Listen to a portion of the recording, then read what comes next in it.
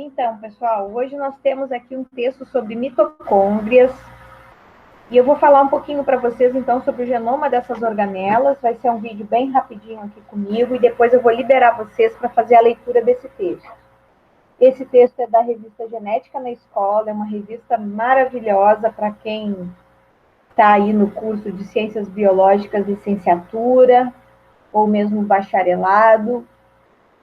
E para aqueles curiosos da biologia que gostam aí do assunto, né, que estão no curso de enfermagem, no curso de medicina. Então, as mitocôndrias dos plastídeos são organelas que apresentam genomas próprios que diferem tanto em estrutura como em composição gênica dos genomas nucleares eucarióticos. Esses genomas são chamados de genomas extranucleares e contém essencialmente um elenco de genes relacionado às funções de cada organela, centradas na síntese de ATP como fonte de energia. A presença desses genomas próprios é resquício da origem evolutiva dessas organelas. Mitocôndrias e plastídeos evoluíram a partir de bactérias que foram internalizadas inicialmente como endosimbiontes em células eucarióticas ancestrais. A identidade dessas bactérias envolvidas pode ser inferida a partir de estudos comparativos entre genomas de organelas e genomas bacterianos. As mitocôndrias descendem de bactérias da classe da alfa-proteobactéria, do filo Proteobactéria, embora o momento da evolução eucariótica no qual isso ocorreu ainda seja bastante controverso. A partir do reconhecimento recente de que todos os eucariotos atuais possuem mitocôndrias, acredita-se que o evento de endossimbiose, que deu origem às mitocôndrias atuais, se deu em uma célula eucariótica ancestral de todos os grupos eucarióticos atuais. Já os plastídeos, por sua vez, originaram-se de uma bactéria do filo Cianobactéria, primeiramente de vida livre, e sua célula hospedeira inicial foi a de um eucarioto não fotossintetizante, com núcleo, citoesqueleto e mitocôndria, ou mitocôndrias até. É provável que a célula hospedeira eucariótica primordial foi um ancestral comum de algas verdes, vermelhas e glaucófitas, do supergrupo Plant.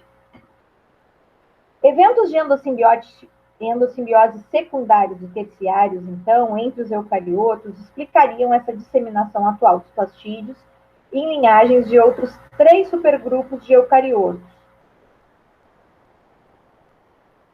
Os cromalveolata, os escavata e os rhizários. Bom, do ponto de vista estrutural, os genomas dessas organelas são constituídos, então, por moléculas de DNA de fita dupla, em geral, circulares, chamados, no caso das mitocôndrias, de mtDNA, e dos plastídeos de ptDNA. ptDNA é a denominação utilizada para qualquer tipo de plastídeo, mas às vezes usa-se especificamente para plastídeos não fotossintetizantes, como os cromoplastos, os amiloplastos, elaioplastos e os proteoplastos. E também pode ser a denominação de cpDNA. Então, aí são os plastídeos com a denominação utilizada para plastídeos fotossintetizantes, no caso aqui os cloroplastos. É importante salientar, então, que o genoma é o mesmo para todos os tipos diferentes de plastídeos presentes em células de uma determinada espécie vegetal.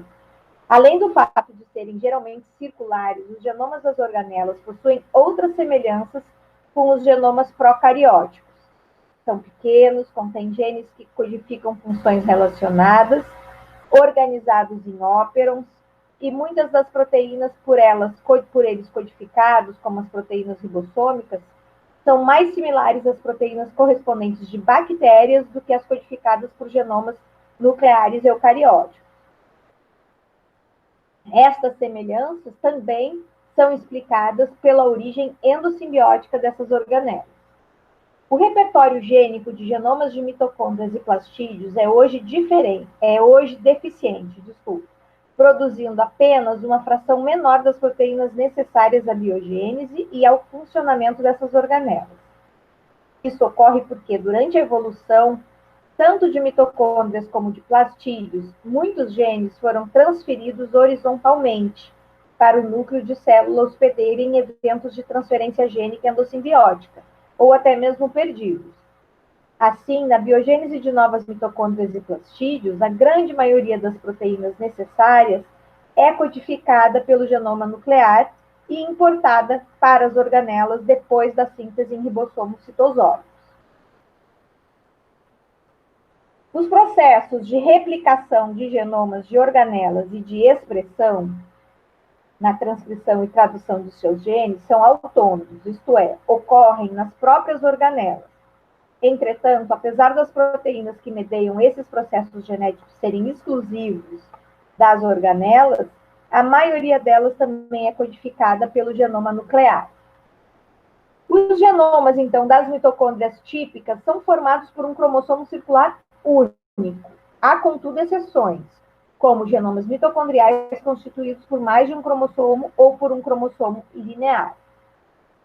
No DNA mitocondrial humano, além de dois RNAs, de RNAs ribossomais de 12S e 16S, tamanho deles, o primeiro para a subunidade menor e o segundo para a subunidade maior dos ribossomos mitocondriais, e de 13 proteínas componentes do aparato da cadeia respiratória, são codificados também 22 RNAs transportadores, o mínimo necessário para a tradução de todos os seus códigos.